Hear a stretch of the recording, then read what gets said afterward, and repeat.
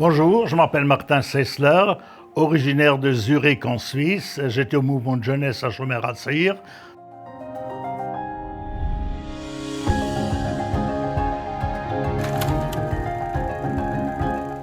Dans les fins années 60, pour venir au kibbutz Magen, le kibbutz a été déjà bien établi par les fondateurs originaires de Roumanie après la Shoah, qui sont venus comme jeunes à l'âge de 18 ans sans leurs parents parce qu'ils étaient tous victimes de la Shoah. Et on est devenus profs, on a fait de la culture, on a contribué beaucoup à la vie culturelle du kibbutz et aussi à la vie éducative de la jeunesse du kibbutz.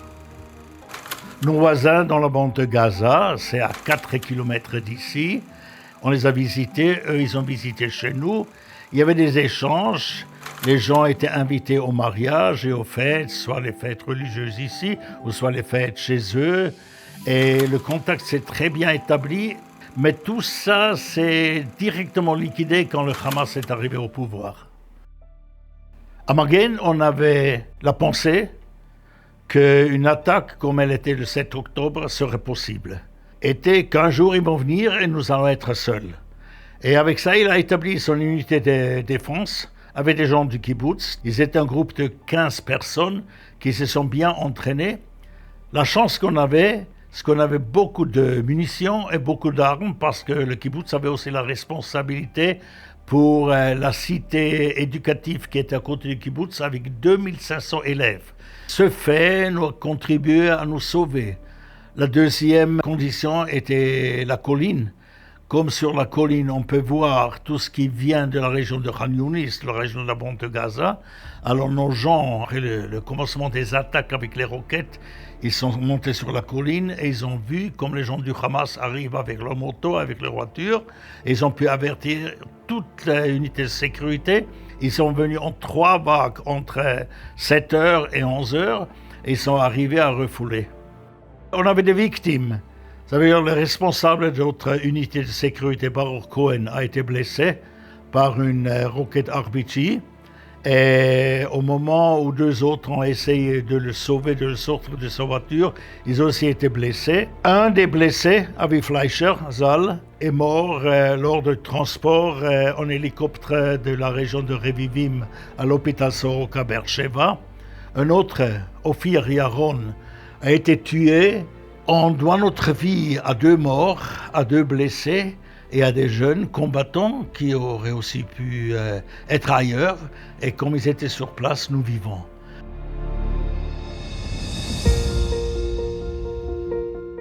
On nous a évacués dans un hôtel à la mer Morte. Alors lentement, les gens à partir d'avril sont revenus. Maintenant, nous sommes à 93% de retour. Ça veut dire la vie est plus normale à Magen et les gens, la tendance est de retourner. Quand je regarde le kibbutz, je constate qu'il a changé. Il est devenu plus communautaire, il y a plus de solidarité, il y a beaucoup plus d'entraide parce que les gens sont reconnaissants à tout d'abord notre équipe de sécurité. Il y a beaucoup de respect envers ces gens qui ont lutté, envers les gens qui ont été blessés. Et ce respect a rendu les gens, à mon avis, beaucoup plus tolérants.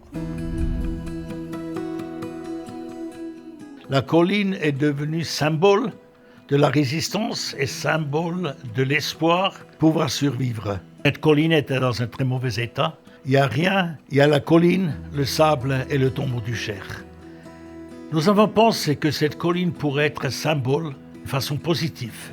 Qu'elle soit améliorée, qu'elle serve de la verdure, des buissons, des pelouses, des arbres, de l'ombre, des bancs publics. Il y aura la pelouse sur la colline où les gens qui habitent dans la région pourront venir faire des barbecues ou après aller à la piscine qui est très proche de cette colline.